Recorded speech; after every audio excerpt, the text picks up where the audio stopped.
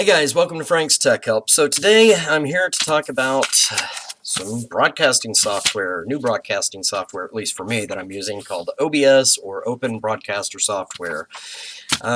This is going to change the game for a lot of people wanting to broadcast live, especially on YouTube. A lot of people use it for Twitch already to cast video games and stuff like that.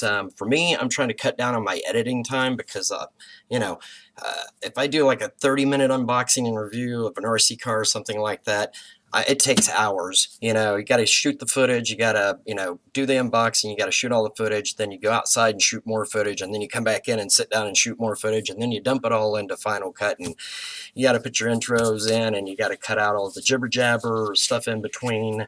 And I'm bad about rambling sometimes, doing it right now. But so hopefully this software is going to help me kind of streamline, so I don't have to edit so much.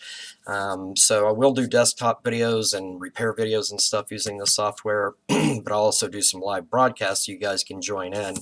And so technically this is a live broadcast right now. It's just unlisted.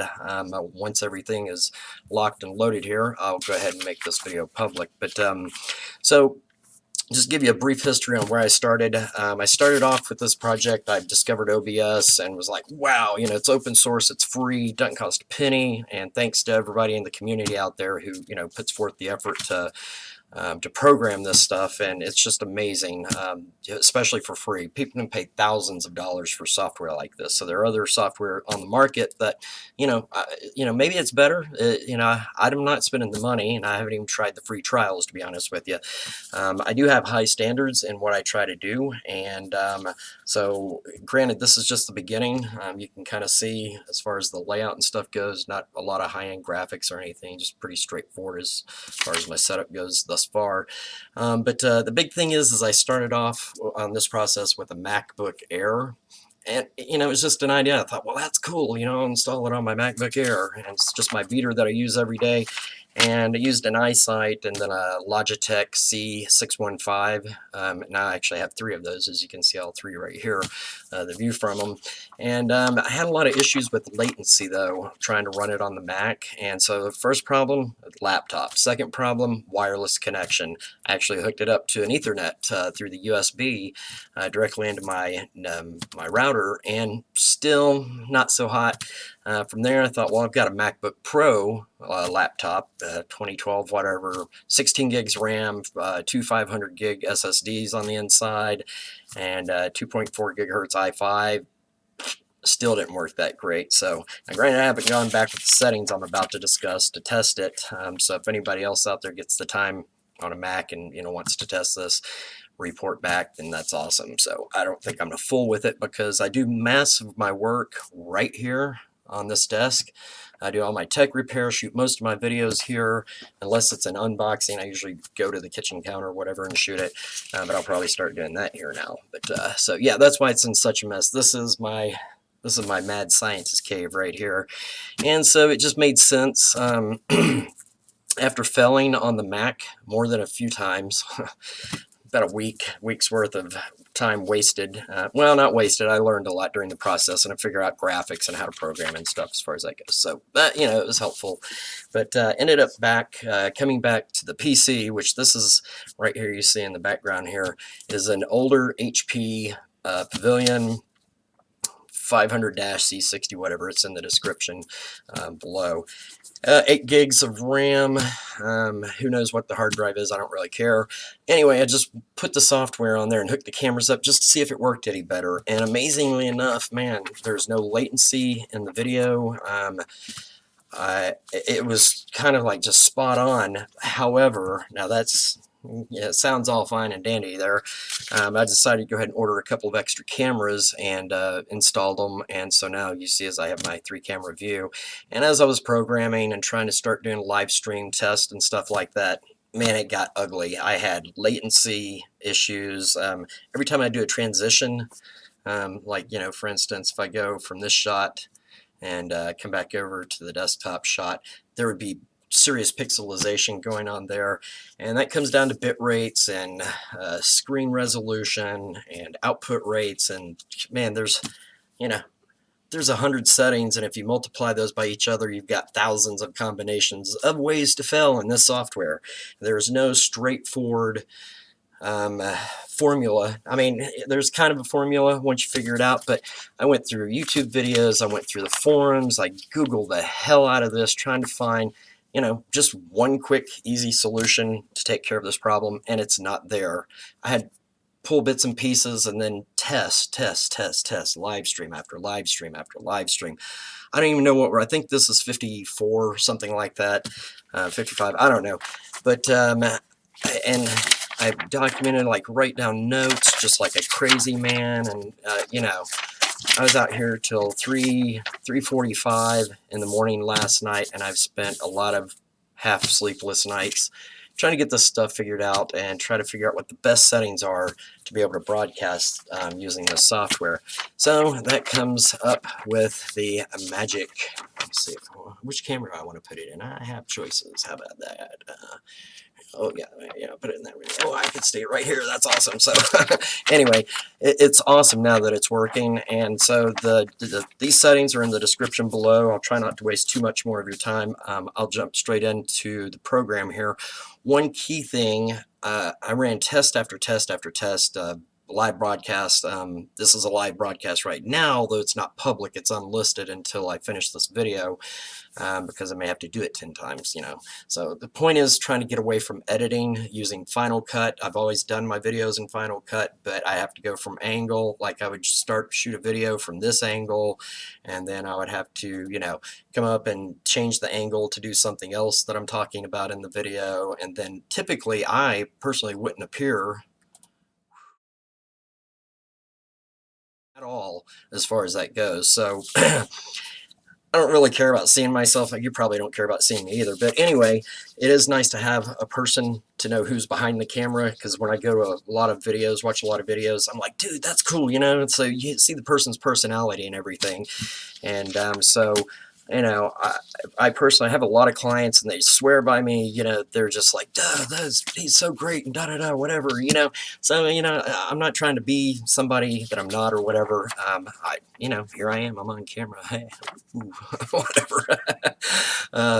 So, but it's fun. You know, this is all fun. This is a learning experience, and I like to share the knowledge. And I don't know everything. Any of my videos you ever see, I've never claimed to know everything, and I get comments sometimes from people like, oh, you need to do this, or why'd you do that? And it's because, well, I'm learning. It's just like everybody else. I'm just sharing what I've learned. So, and that's what this video is about. So let's go ahead and just jump into it. One of the biggest issues that I had, and I'm going to switch over to the desktop here, is this part right here, the stream crash. Well, hey, stream is healthy. So this has been going on since last night, when I finally came up with the magic combination for myself. So, and the latency, one of the issues you can see as I move my hand back and forth here on the window, on the window, on the window. Now, if I move quick enough, let's say, if I move quick enough, you can kind of see there's actually not much latency there at all right now. And also, if you go like, watch the microphone, the yellow green bar down here, pop, pop, pop, pop, pop. And so as that jumps across from, you know, if the first one's spot on with you, then the second one's a little off, the third one's further off, and the fourth and the fifth, you just see this. And so that's when you get into latency issues, and that was the biggest issue that I had trying to program this on the Mac. But like I said, I haven't gone back with these settings and tried it again, but that kept causing this stream to crash, and just constantly getting errors after errors after errors. And another big issue that I had, this is probably the biggest issue out of everything. I could get the stream kind of going with one camera, not that big of a problem.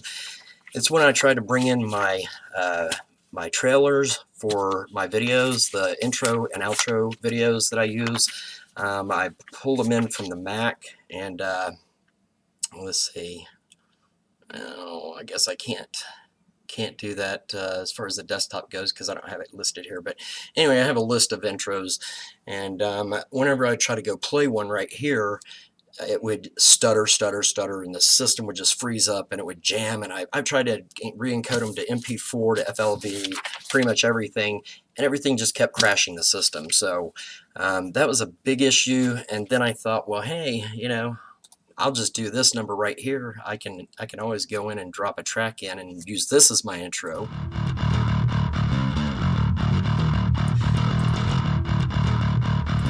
So that's kind of what I did today for this intro process. But now, as of last night, once I got all this figured out, I went back to try my intro videos because I was just going to give up on it. And lo and behold, here, I'll play you one.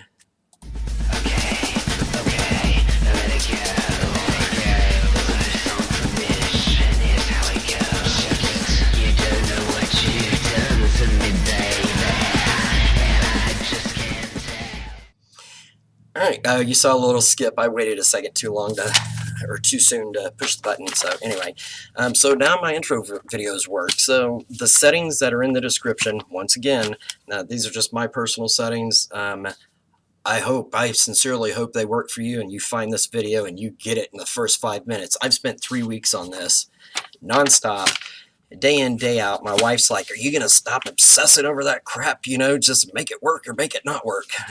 Blow that crap up. You know what I was going to say. Anyway, so if anyone, she's super happy now, probably because I'll just get on with the show. I haven't made a video in weeks, and I've got stuff backing up that I need to take care of on videos, and so you'll see some new stuff coming out here pronto now that this is all worked out. So I'm going to jump back over here again and just I'll try to go into the settings here at least a little bit so you guys can kind of see the different areas. You know, if you're messing with OBS, if you're new to OBS, whatever, hopefully this will help you out. If you're a veteran at OBS, you know, don't judge, don't criticize. These settings work for me, and some people are going to be, oh, well, this was so obvious. Why didn't you do that? Well, because I've never touched the software before, and there's going to be a lot of people out there, and you might be watching this video and say, man, that's very intimidating. There's so many settings. Where do I even begin? And that's why I'm here. You know, all this, you know, all these papers, all these tests and stuff. And like I said, YouTube, searched forums, still couldn't find what I was looking for. So let me jump in here.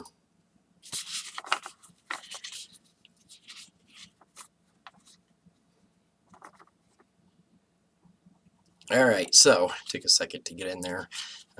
So I didn't mess with anything in general on the stream. It's pretty straightforward. You use your YouTube key and URL there, which I won't show. On the output, this was kind of one of the critical points. I went in and I chose the output method. Let's see if I can blow this window up for you now. Okay, it's not going to cut it like that. So, all right. Anyway, so I chose advanced under streaming. I chose first and second, I think, audio tracks. The encoder for the PC is stuck at X264. On the enforce streaming service, I chose not to check that. Rescale output, I rescaled it to 1280 by 720. Control rate, CBR, bitrate 4000. Use custom buffer size, no. Keyframe interval 2. This is critical right here. This is part of the reason the stream kept crashing on YouTube for me, or kept going down, is this part right here is the keyframe. I didn't have anything set. It was just 0. And then it said something about you need a minimum of 8, so I set it to 8, and it said you need a minimum of 6, and it kept going, so I set it to 5, and then it turns out it needs to be 4 or less. Preferably 2, so that's what I set it for, is 2. Now the CPU usage preset, I set to super fast. I tried, you know, basically the faster or slower, the higher you set this, like fast, super fast, ultra fast, it means it's going to use less processing power from the computer as far as the processor, but your stream's going to look like crap. So for me, after fine-tuning all of this, these are the best settings that I've found to stream live with, and my stream is still healthy. Thank goodness for that. So, so super fast worked for me. Profile, nothing there. On over on recording, this is more for the output of your videos and stuff if you're doing desktop recording. This video is strictly geared on the streaming part of this process. Audio, nothing really to see there. It's all set to 160. I came in and messed with all this, and it didn't really do me much good. So from there, audio, here's another key element. I actually don't think I put this in the description, but I will do it right after this video, is that the sample rate under audio needs to be set to 48 kilohertz. It's set to 44.1 by default, and that causes a lot of lag and issues in videos, and it could very well be part of the reason why my intros were lagging, and it just wasn't playing properly as far as that goes. So that's the only thing I changed. Oh, well, that and mono. So 48 kilohertz and mono. I don't really need a stereo stream coming down because I'm not doing games or anything like that. And when I do play my music stuff, it's just intro, as far as that goes. So I don't really have stereo. If you do set it to stereo, it's going to use more bandwidth as far as that goes. So for me, mono, I was trying to squeeze the most out of the least possible. So from there over here to video, and this is kind of grayed out because it's active right now. So my base canvas 16 by 9 is the resolution of the default of the monitor that I'm using on this computer. And I chose the output scaled resolution to 1280 by 720. And this is more primarily, like if you're recording stuff, I think, as I understand it, if you set it here, you don't really need to set it elsewhere under the output. Let's get it under the output streaming part right here, but I chose to do it anyway because after going for the full effect, 16 by 900, I still kept getting lag on my stream and stuff like that. So otherwise, the downscale filter by Cubic that was already there, the default. Here's one key thing. Now, a lot of people do 60 gamers, Twitch, they're doing 60 frames per second. That's because they're flying, bananas, and they need 60 frames per second as far as that goes. So for me, doing YouTube videos and what I do, even at 30 frames per second, I was still having some issues, just a few here and there. So I actually downscaled it to 24 frames per second, or 24 NTSC, and that's beautiful. 24 frames per second is film grade. It's how they shoot movies and stuff. TV is 30, 60. But I decided to take a chance. I was like, so under common FPS frames per second values, I went to 24 NTSC as far as that goes. So I'm trying to think if there's anything under advanced. In advanced, the only thing that I changed here is the process priority. I put it above normal, and it taps your CPU a little bit more. Let's see if you can see down here. This is amazing because I've not seen this since I started this until last night, but my CPU usage down here is 39.941%, running around 40%, getting 23.98 frames per second, which is 24 frames basically, and 0 drop frames, and I've been live for 18 minutes now. So I guess I should stop rambling. Sorry, guys. So anyway, this is pretty much everything that I did. All my basic settings. I didn't do anything any further than this.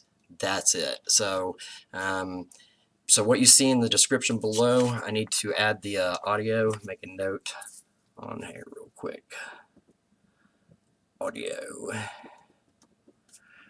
48 kilohertz.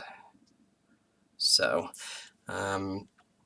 and then, yeah, advanced, I've got that listed in the description there below. So I'll make sure I get that posted in there as far as that goes. So jump back out of the settings here. It takes a second for it to process to get out of there. So other than that, it was mainly the process of going through and creating various scenes and then adding my cameras to those scenes and then any graphics and stuff that I wanted. And that's pretty much how I came up with this. I like the old test signal that they used to use on the old black and whites, kind of see how the signal's coming through and what the picture looks like. And I don't know, one of my friends says I'm a little bit Hollywood and I'm a little bit NASA. And I think he's right. He usually is. So, Dustin, buddy, if you're out there, love you. So anyway, I don't know what else to say. I'm excited, man. This is definitely something worth looking into. Like I said, I pulled my hair out for 3 weeks, and it's been a nightmare. So now that it's working, I just wanted to go ahead and do my first official broadcast using this software. So now from this point, you can look forward to a lot of videos, more streamlined, less production you know, crap on my side to have to deal with. And it's just beautiful being able to switch between camera views and say, hey, you know, look at this from this angle, and then you can check it out from, you know, get up a little close, get on top of it like that if you want to. So anyway, you've got, man, there's so many options in this software, I can't even tell you. So anyway, I think I'm gonna end it there. I do want to make sure one last thing. Well, it's in the description below. All of these settings that I came up with, I'll make sure the audio is updated down there as well. I'm not saying that this is going to work for you. I'm not saying that this is a solution, but if it does help you, please post a comment and let me know how it goes. And if anybody tries this out on Mac, like I said, I'm not going to go back that direction because I've got two laptops as far as Macs go, and so I don't really want to go back that direction unless I decide to start doing some kind of remote you know, whatever, as far as that goes. So anyway, I'll keep you guys updated and stay tuned for new videos coming up using OBS, and also stay tuned for live broadcast. I'm still trying to get my act together as far as actual live broadcast goes. So if you have any ideas for subjects that you would like to see me do live broadcast on, please post it in the comments below. And as always, I hope this video helped you guys out. Thanks for watching Frank's Tech Help. Peace.